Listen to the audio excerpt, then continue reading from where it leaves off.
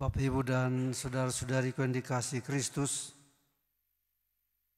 ketika saya mempersiapkan homili saya pada malam hari ini dan misa di paroki ini, paroki yang pertama kali bagi saya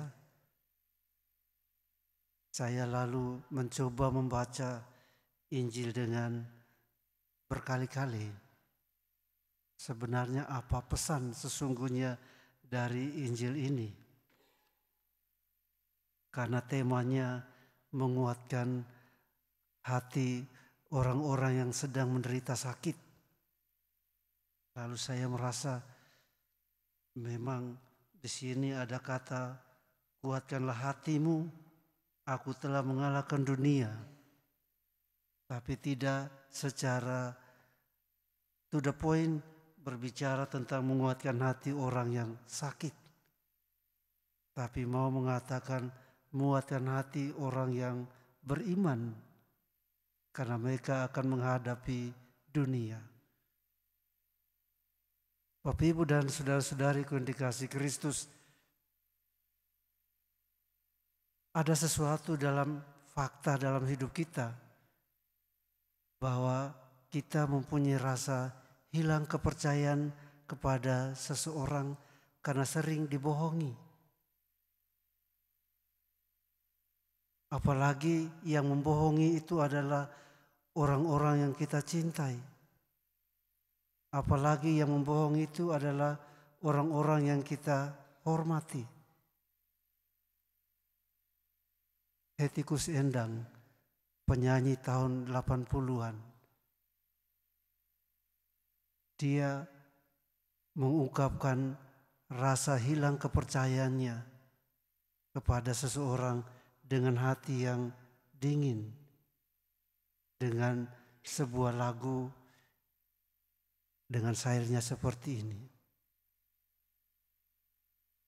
Kau janjikan berbulan madu ke ujung dunia. Kau janjikan sepatuku dari kulit rusa. Tapi janji tinggal janji, bulan madu hanya mimpi. Tapi janji tinggal janji di bibirmu. Itu syair yang dinyanyikan oleh penyanyi tahun 80-an, Hetty Koes Endang. Bagi bapak-bapak yang seumuran dengan saya pasti masih ingat. Tapi kalau anak muda mungkin bukan zamannya. Dalam dunia politik, ketika masa kampanye, seorang pemimpin akan mengumbar janji. Dan janji itu dikeluarkan dalam yang biasa kita katakan omon-omon doang. Ketika sudah sampai duduk di kursi yang empuk, janji-janji itu, omon-omon itu menguap. Entah kemana kita juga nggak tahu. Tapi kita semua tahu bahwa mereka hanya berjanji, tapi tidak menepati apa yang mereka janjikan kepada kita semua. Bapak, Ibu, dan saudara sekalian yang saya kasih dalam Kristus, hari ini kita dengar para murid berkata kepada Yesus,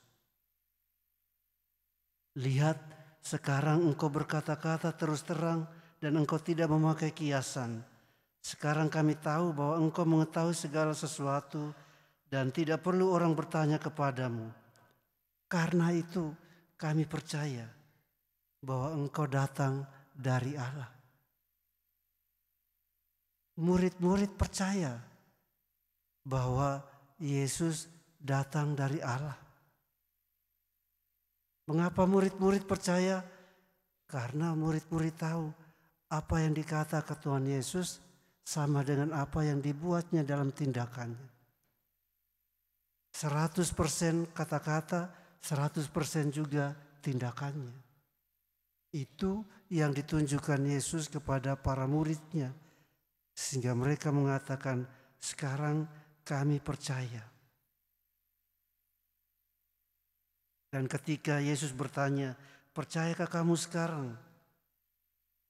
Dan mereka mengangguk percaya. Percaya bahwa mereka tidak akan sendirian walaupun Yesus meninggalkan mereka. Yang pertama, mereka percaya bahwa Yesus datang dari Allah.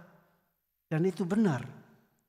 Lewat mujizat-mujizat yang dibuat oleh Yesus, mereka menjadi percaya. Bukan omong kosong. Tetapi ketika Yesus meninggalkan mereka, Yesus berjanji akan menyertai mereka. Sebab apa? Mereka masih ada dalam dunia. Dan Yesus mengatakan, aku telah mengalahkan dunia. Dan aku akan menyertai kamu. Maka Bapak Ibu dan Saudara sekalian yang saya kasih dalam Kristus, saya mungkin tidak akan memperpanjang homili saya ini. Karena biasanya di Jakarta homilinya pendek-pendek katanya. Saya juga baru bertugas di Jakarta 6 bulan. Sehingga saya diingatkan, kalau khotbah di Jakarta jangan panjang-panjang pastor.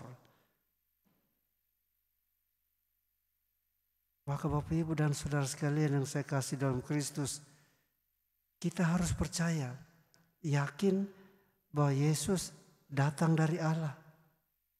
Dan karena itu Dia adalah Tuhan.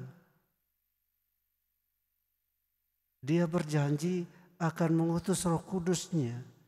Walaupun Dia tidak bersama kita, mengutus Roh Kudus-Nya untuk menyertai kita karena kita masih hidup di dalam dunia ini.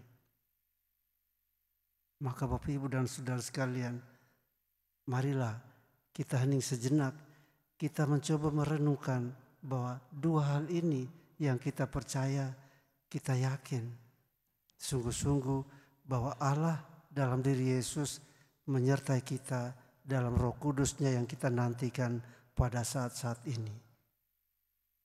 Tuhan memberkati kita semua.